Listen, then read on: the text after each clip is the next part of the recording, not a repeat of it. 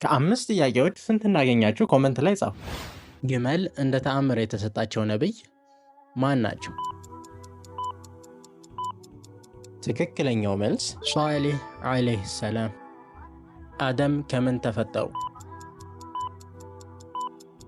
ትክክለኛው መልስ ከአፈር።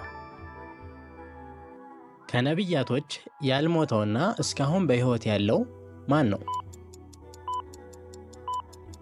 ትክክለኛው መልስ ኢሳ ዓለይሂ ሰላም።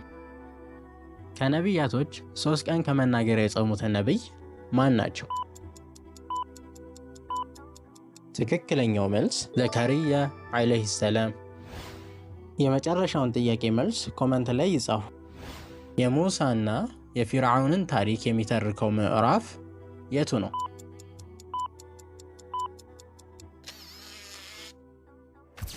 ሐላል ናይት